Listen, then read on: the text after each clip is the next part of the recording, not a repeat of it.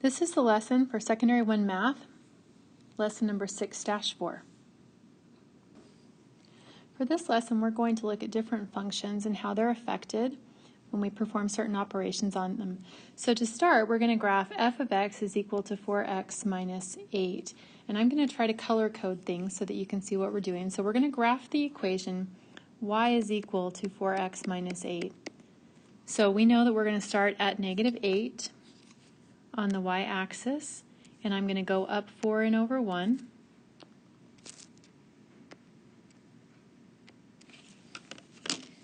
And then I will connect those points.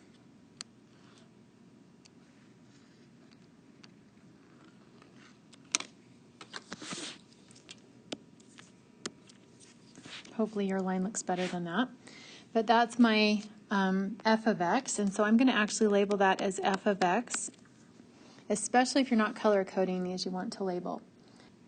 For number 2, f of x plus 10. So to do the algebra for that, we're going to write f of x, and then we're going to add 10. And so what that comes out to be is 4x plus 2, and so that's what f of x plus 10 is. Now number 3, it says graph f of x plus 10 in a different color. So using my blue color, I'm going to graph f of x plus 10, which is 4x plus 2. So I'm going to start right here on 2 and going to go up 4 and over 1, down 4 and backwards 1.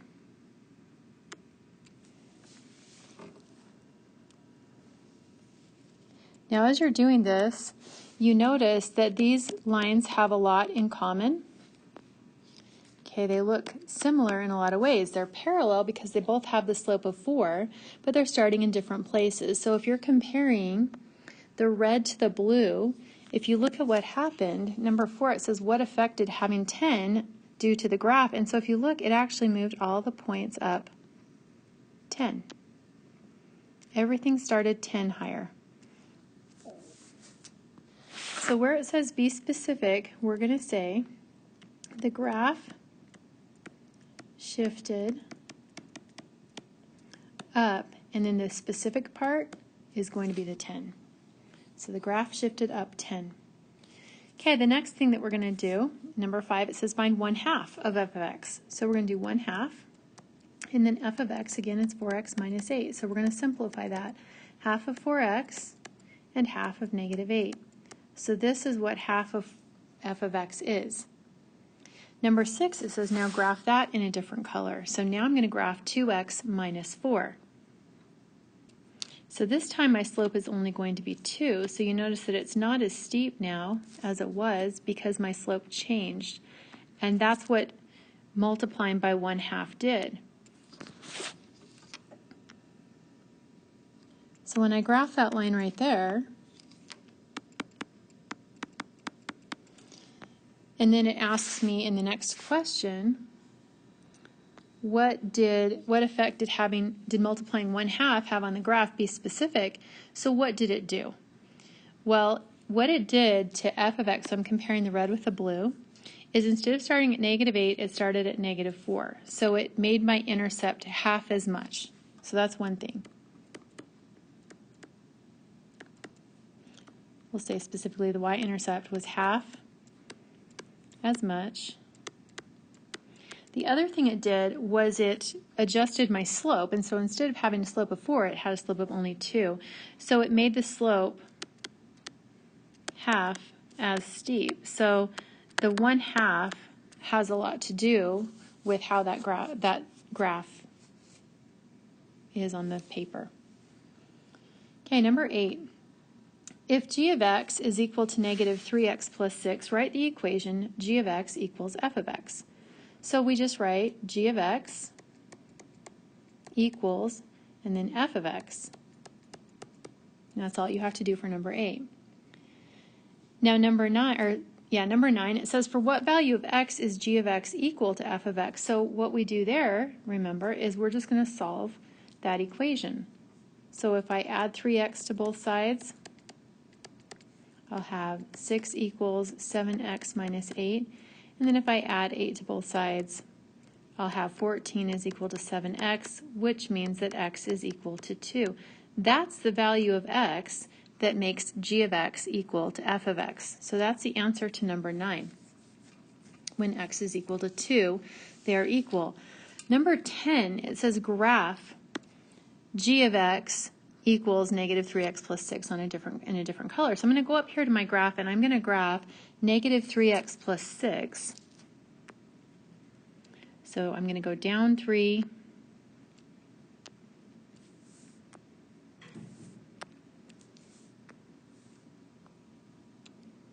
This always works better if you have a straight edge, but I can't use that on here. So when I graph those, look at where x is equal to 2. So look right there. What do you see? That point where x is equal to 2, that's where my graphs intersect. So specifically, I'm looking at g of x, which is orange, and f of x, which is red. Those two are intersecting on that point. So the point 2, 0 is actually what we call a solution. We know that from when we solve systems of equations. And so really what we're doing here is we're solving systems of equations. So at the point 2, 0, that's where those two equations are equal to each other. The 2 comes from right there, and the 0 comes from either the graph, or I could say negative 3 times 2 plus 6, that's equal to 0. That's g of x. Or if I took f of x and I did 4 times 2 minus 8, that's 8 minus 8, that's also equal to 0. So either way, g of x, f of x, if I plug in 2, I get out 0, and that's why it's a solution. It's the only ordered pair that will work for both of those equations. So number 12 kind of wraps this up, and it says, how can you use the answer from number 9, which is x equals 2,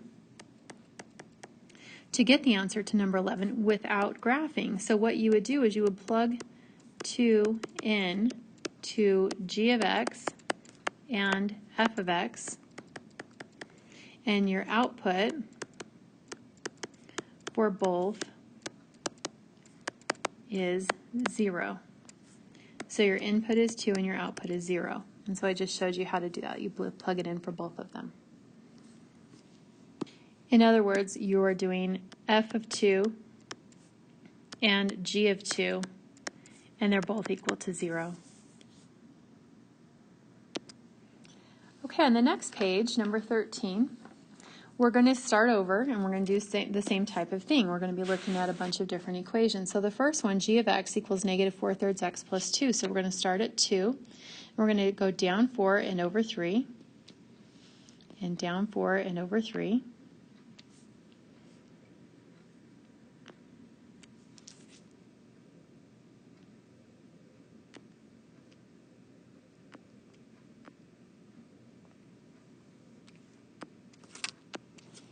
And that's going to be my g of x.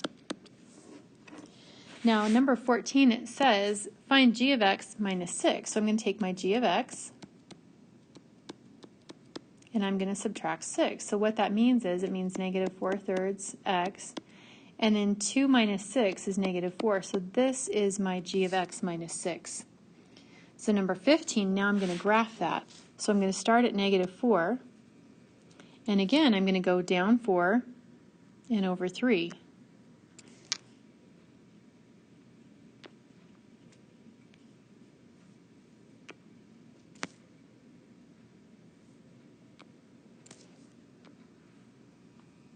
So again, these two are parallel because the slope didn't change. Because if you add or subtract to a graph, it doesn't change the slope, it just changes the intercept. And so if you look at what happened for number 16, what effect did subtracting 6? It took every point on the graph and it moved down 6. So it went from positive 2 to negative 4, and from positive 6 to 0, and so on. So when we say that, we're going to say that the graph shifted down, and then being specific, 6 units. Okay, the next question, it says to find 3 times g of x. Now you might remember what happened last time when we multiplied by 3. What did it affect? So if I do 3 times negative 4/3 x plus 2, and I distribute my 3, I'm going to have negative 4x plus 6. So in number 18, when I go and graph that, I'm going to start at 6, so we can see right away that my y-intercept is changing. So I'm comparing my red graph with my blue graph. I'm going to start at 6 instead of 2. So how are 2 and 6 related? And you might say it's up 4, but that's true, but that's not how this is working because all of the points aren't going to be up 4. My slope, though, is negative 4, and that's not the same as what we had before. And so if you compare the blue line with the red line, the y-intercept is higher, but the entire graph isn't higher, so we can't say that it shifted the graph up 4.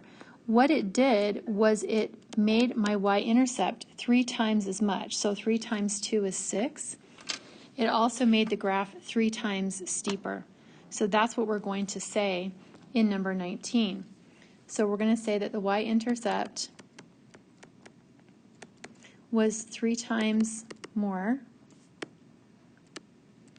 and that's going from 2 to 6, and the slope was 3 times steeper. And that's the effect that multiplying 3 times a graph has on a linear equation. Okay, number 20. It says if h of x is equal to 1/3 x minus 8, write the equation g of x equals h of x. So we're going to write g of x, which is negative 4/3 x plus 2, equals, and then we're going to write h of x. And now for number 21, it says for what value are they the same? So for what value of x, I'm looking for x. So I'm going to solve that equation for x. So I'm going to start by adding 4/3 to both sides, 4/3 x. So on the right-hand side, I'm going to have 2, or left-hand side 2. 1/3 and 4/3 is 5/3. Now I'm going to add 8 to both sides. And then the last step is I'm going to get that x by itself by multiplying by the reciprocal. So 3 times 10 is 30, divided by 5 is 6. And so what I end up with is 6 is equal to x. So that's the value of x. That makes those two equations equal to each other. So 22, it says without graphing. So we're not going to graph this one. Without graphing h of x, what is the solution? So in other words, what's the ordered pair where if I graphed h of x, where would it intersect? So if I graphed h of x in orange, I'm not going to because the whole point is understanding what happens without actually doing it. But if I graphed it in orange, where is it going to intersect my red graph? So where is the solution is what I'm finding. So without graphing, how do you do that? So remember what we learned on the previous page. So we're going to do g of 2, and we're going to do not 2, g of 6 and h of 6. And I'm getting the 6 from right here. So g of 6 is going to be negative 4/3 times 6 plus 2. So that's going to be negative 8 plus 2, which is negative 6. Now let's do h of 6. 1/3 times 6, which is 2, minus 8, that's negative 6 also. That's not a coincidence. That's where they're equal, and I found that out from right there. So 6 is my input. And what I get out in each of those equations is negative 6, and so that's what they have in common. So this is my solution. Number 23, it says, okay, now graph h of x. So I'm going to do that in orange. So we're going to graph 1/3 x minus 8.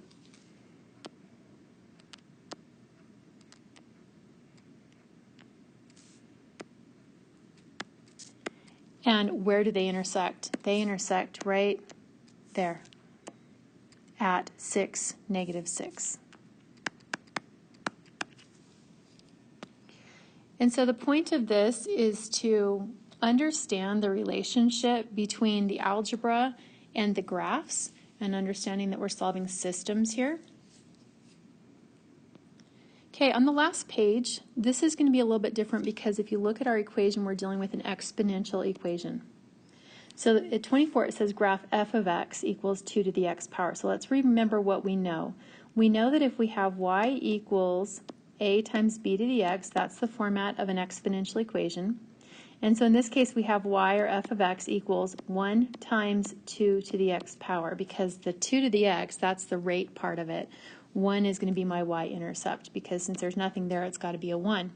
So when I go and graph this, I'm going to start at 1 because that's my y-intercept.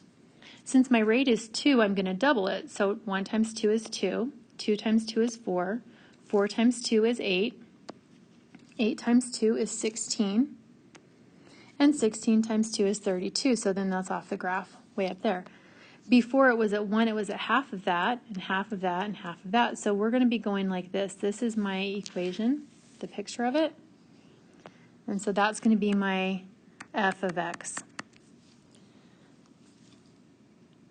You could make a table if you didn't know that, but something like an exponential equation like this one would be really easy to know. Okay, number 25, find f of x minus 8.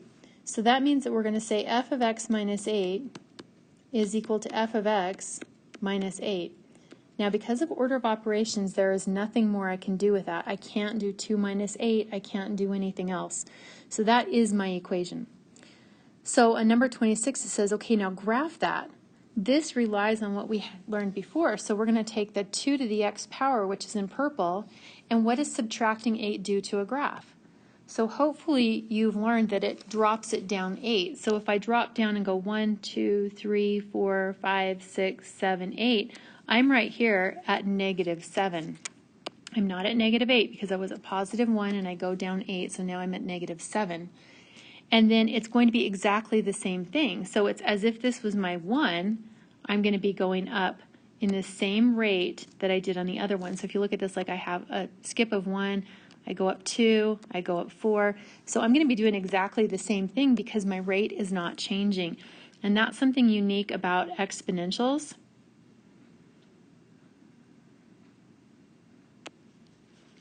And so I'm going to try to do this correctly.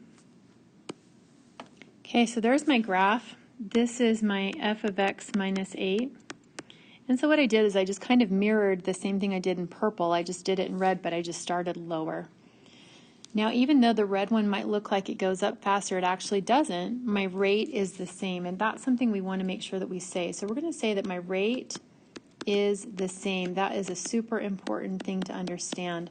My rate is the same, but it started 8 units lower. And the being specific part is the 8 units where we say 8 instead of just, you don't want to say it started lower. You need to say how much lower it started. Okay, now the next one we're going to do, it says find 5 times f of x. So 5 times f of x. The very first day of class we did a problem like this and we talked about, can you say that that's equal to 10 to the x power?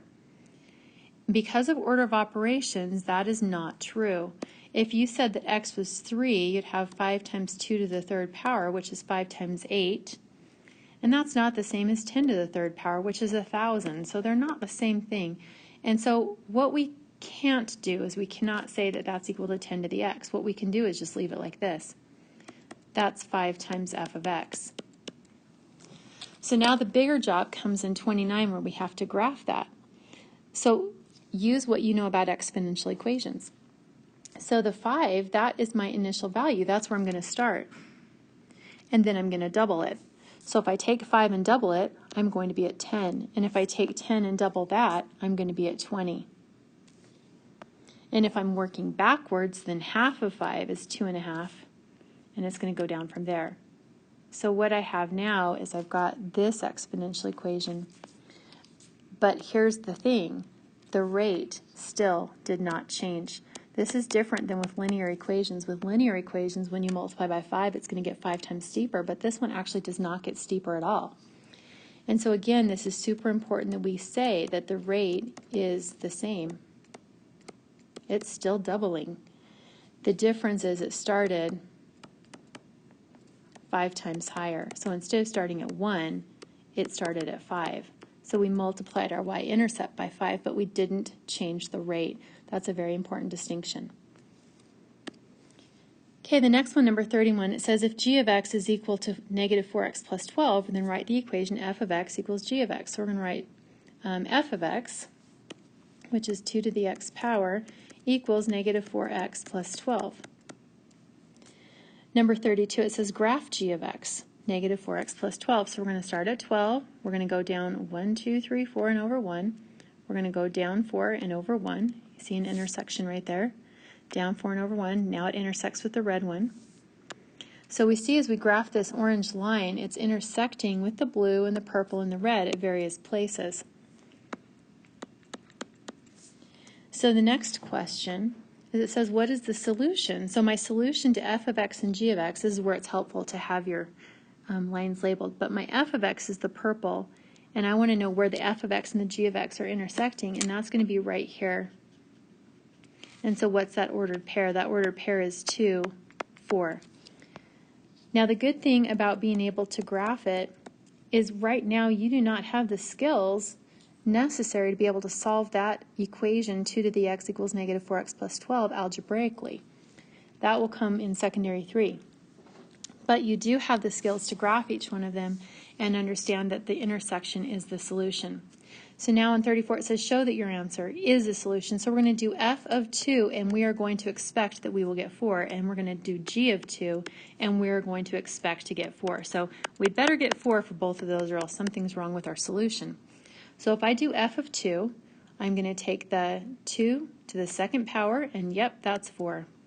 G of 2 is going to be negative 4 times 2 plus 12. That's negative 8 plus 12, which is 4. So I have shown that my answer is correct. I put in 2, I get out 4 in both of them.